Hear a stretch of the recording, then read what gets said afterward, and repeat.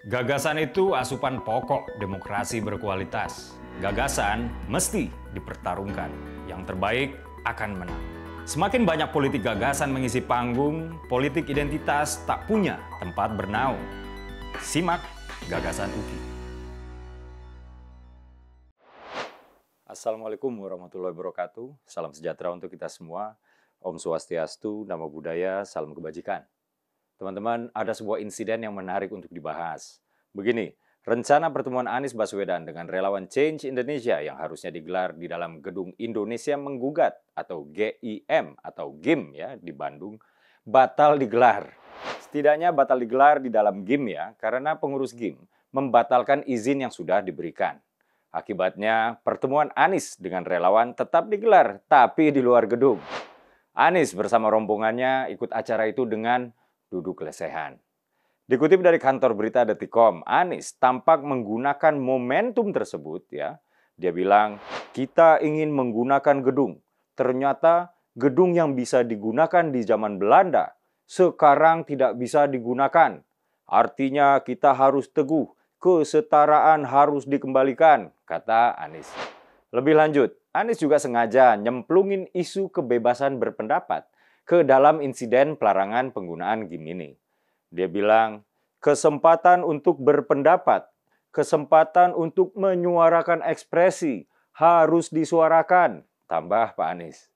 Anies sendiri mengaku cukup kecewa. Dia juga menyinggung soal arti kemerdekaan sesungguhnya terkait dengan dicabutnya izin penggunaan gedung milik pemerintah daerah ini.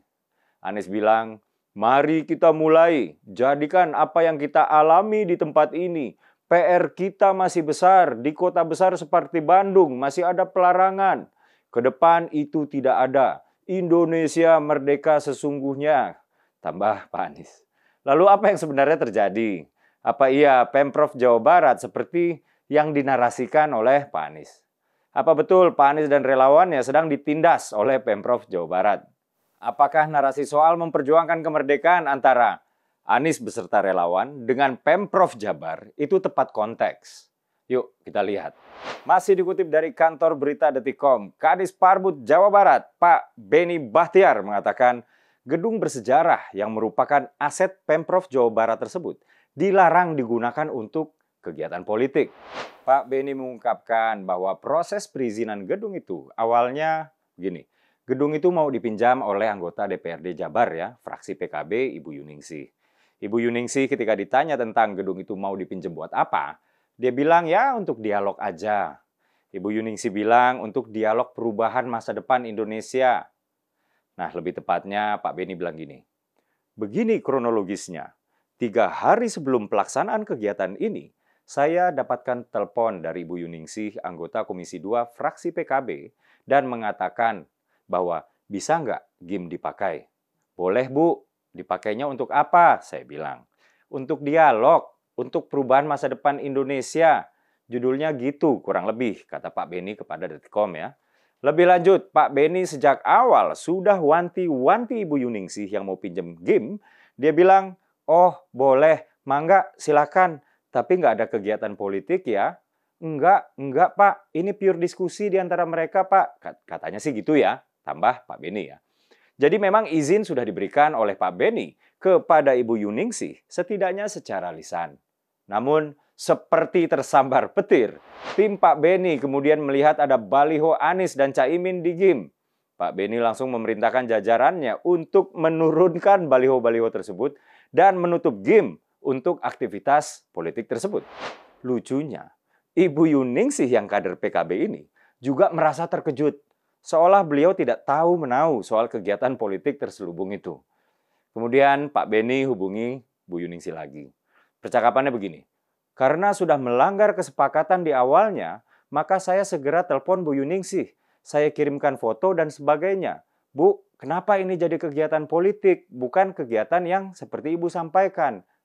"Aduh Pak Beni, saya jadi malu nih sama Pak Beni." Katanya sih gitu. "Laporan saya nggak gini, atas kewenangan Pak Beni kami ikut sajalah," katanya begitu. Nah itu laporan dari Pak Beni tentang percakapan di telepon. Jadi jelas ya, pertama, acara tersebut dalam proses diadakannya telah melibatkan sebuah perbuatan tercela yaitu berbohong. Apakah yang berbohong itu Ibu Yuningsih atau IO-nya Pak Anies? Saya juga nggak tahu. Yang jelas unsur kebohongan di situ udah jelas banget. Susah untuk mengelak lagi. Kedua, akibat dari kebohongan ini, yaitu dilarangnya kegiatan dilakukan di dalam game, itu dikapitalisir oleh Pak Anies untuk meraih simpati. Seolah beliau adalah tokoh yang ingin memerdekakan. Seolah tidak ada kebohongan dalam proses permohonan untuk memakai gedung.